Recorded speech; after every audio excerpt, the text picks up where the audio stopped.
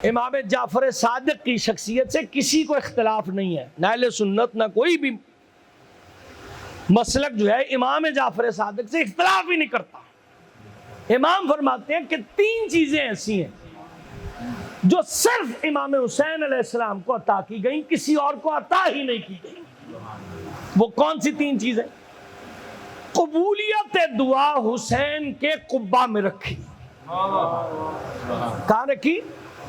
قبہ حسین میں۔ یہ قبہ تو جو حرم کا قبہ، یہ تو بعد میں تعمیر ہوا نا، توجہ فرمائیے گا صاحبان۔ کا قبولیت دعا حسین کے قبہ میں رکھی۔ کوئی بھی دعا اگر قبول نہ ہوتی ہو، تحت قبہ حسین کھڑے ہو کے دعا مانگیں، آپ کی دعا رد نہیں ہوگی۔ ٹھیک ہے؟ معرفت کے ساتھ، ایمان کے ساتھ، یقین کے ساتھ، شک نہ رکھ کے اگر دعا مانگیں گے، ہو نہیں سکتا کہ قبہ حسین میں مانگی ہوئی دعا رد ہو جائے، ممکن ہی نہیں۔ امام فرما رہے ہیں قبہ حسین میں مانگی ہوئی دعا رد نہیں ہوتی۔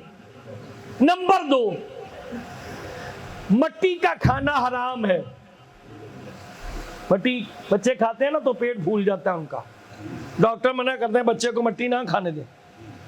اور یہاں تک حدیث ہے اگر کوئی مٹی کھائے اور توبہ کیے بغیر مر جائے تو وہ جاہلیت کی موت مرا۔ اتنی سخت حکم ہے۔ کس کے بارے میں؟ مٹی کھانے کے بارے میں۔ تو مٹی کا کھانا حرام ہے، لیکن اللہ نے امام حسین کو یہ شرط دیا کہ حسین کی کربلا کی خاک مطہر کے اندر شفا کو چھپا رکھا ہے۔ اچھا، کبھی آپ نے سوچا امام کا قول یا حدیث امام سے ٹکراتی نہیں ہے؟ ٹکراتی ہے، ٹکرائے گی تو وہ جھوٹی ہوگی۔ اور اسی لیے حدیث کا زاویہ یہ ہے جو حدیث قرآن سے مطابقت نہ رکھے اسے اٹھا کے دیوار پہ مار دو۔ توجہ ہے کہ نہیں؟ یہ ہو نہیں سکتا کہ رسول اللہ جو بیان فرمائے وہ اللہ کے قول کے مخالف ہو جائے، ممکن ہی نہیں۔ ٹھیک ہے؟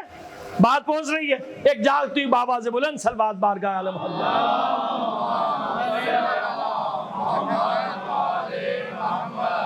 اب وہ دوسری چیز ہے، مٹی کا کھانا حرام ہے، لیکن امام فرماتے ہیں اگر کسی مریض کو ڈاکٹر لا علاج قرار دے دیں تو اسے تھوڑی سی کربلا کی خاک کھلاؤ،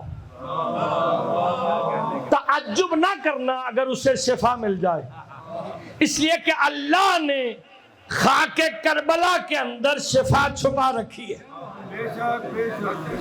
کیا؟ شفا چھپا رکھی۔ کبھی آپ نے سوچا کہ نبی کہہ رہے ہیں کہ مٹی کوئی کھائے تو وہ مر جائے تو گویا جاہلیت کی موت مرا۔ جہالت کی نہیں، جاہلیت اور ہے، جہالت اور ہے۔ جاہلیت کی موت مرا۔ ٹھیک ہے جی؟ جہالت علم کی کمی ہے، جاہلیت جو ہے نا وہ دائرہ ایمان سے باہر کا معاملہ ہے، وہ جاہلیت کی موت۔ کبھی یہ سوچا آپ نے کہ بھائی یہ خاک کربلا کو امام کھانے کا حکم بے شک تھوڑی سی ہو، حرام چیز تو حرام ہے، توجہ ہے کہ نہیں؟ لیکن خاک کربلا کو ڈاکٹر کو جو پہلے بندہ بیمار ہے اسے کہا جا رہا ہے کہ ڈاکٹر لا علاج قرار دے دیں تو اسے خاک کربلا کھلاؤ، تعجب نہ کرنا اگر اسے شفا مل جائے۔ پتہ چلا خاک کربلا کی تاریخ اٹھا لیں، یہ زمین کا ٹکڑا ہی نہیں ہے، یہ جنت کے ٹکڑوں میں سے ایک ٹکڑا۔ اس پہ بحث کروں گا انشاءاللہ گفتگو میں، آج کی حد تک مکمل نہیں ہے۔ کوئی یہ نہ سمجھ لے کہ بات ختم ہو گئی، یہ سلسلہ آئندہ آنے والی مجالس میں انشاءاللہ جاری اور ساری رہے گا۔ تو میں بیان کروں گا کہ کیسے یہ جنت کا ٹکڑا ہے، جب زمین کا ٹکڑا ہی نہیں ہے، جنت کا ٹکڑا ہے۔ تو جنت کا ٹکڑا تو ٹھیک ہے نا، مٹی کا کھانا حرام ہے تو ظاہری طور پر آپ کو مٹی نظر آ رہی ہے نا، حقیقت میں تو جنت کے ٹکڑوں میں سے ایک ٹکڑا ہے. ایک چھوٹی سی مثال دے دوں ایک بادشاہ کی. ایک بادشاہ تھا, اس کے قیافہ شناس رکھتے تھے بادشاہ اپنے دور میں. ہر ایک نے قیافہ شناس, بھائی میں اس جنگ پہ جا رہا ہوں تو اس جنگ پہ مجھے فتح ہوگی یا شکست ہوگی. تو وہ پہلے سے حساب و کتاب لگا کے بتاتے تھے کہ تمہیں اس جنگ میں فتح ہوگی, یہاں نہ لڑو, یہاں تمہیں شکست ہوگی.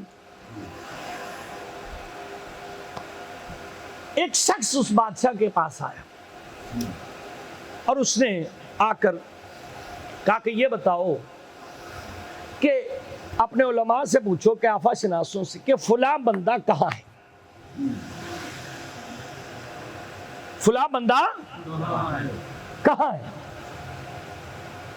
انہوں نے حساب کتاب لگایا اور حساب لگانے کے بعد بادشاہ سے کہا کہ وہ بندہ اس دنیا میں موجود نہیں. کیا میرے خیال سے آپ تھک گئے ہیں اور میں آپ سے زیادہ تھکا ہوا ہوں یار. ابھی ساری باتیں ادھوری ہیں, ابھی میں نے بات نئی طرف نکل گئی ہے اور میں انشاءاللہ اسی پہ گفتگو کو مصائب کی طرف لے جاؤں. کہا کہ وہ تو دنیا میں موجود نہیں. اور بادشاہ بھی کون تھا ہے, بتاتا ہوں. اب اس نے حساب لگایا, وہ کہا کہ یہ تو بندہ اس دنیا میں موجود نہیں. ٹھیک ہے جی. کچھ دن کے بعد وہ بندہ بادشاہ کے دربار میں حاضر ہو. انہوں نے کہا بھائی بلاؤ ذرا میرے قیافہ شناسوں کو, تو یہ تو جنگ میں کسی میں شکست کروا دیں گے کہ ان کے حساب و کتاب میں فرق ہے. بندہ زندہ ہے, یہ کہہ رہے ہیں مر چکا ہے, یا اس دنیا میں موجود نہیں ہے. تو جو ہے کہ نہیں, اس دنیا کی کسی خطے پہ وہ موجود نہیں ہے. اچھا. اب وہ بادشاہ جیسے ہی آئے, انہوں نے اپنے قیافے لگائے اس تاریخ کے اعتبار سے, اس وقت کے اعتبار سے سارا کچھ. انہوں نے کہا بادشاہ یہ بندہ اس زمین پر نہیں تھا.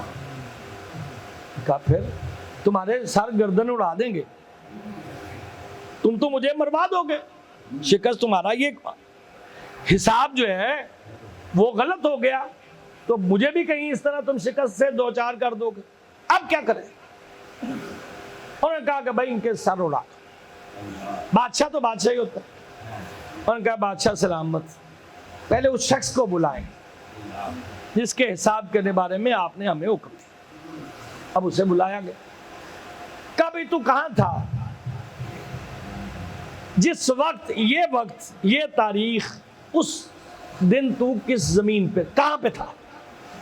اس نے کہا میں تو حرم امام حسین میں تھا.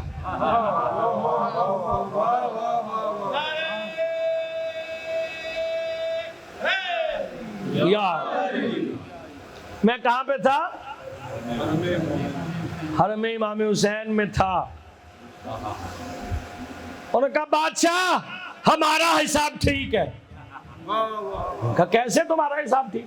انہوں نے کہا بادشاہ باقی زمین اور ہے, زمین کربلا اور ہے.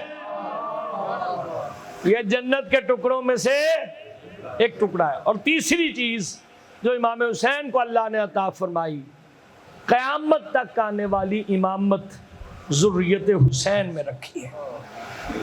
اللہ اکبر. آج کی حد تک گفتگو کو یہاں پر روکنا.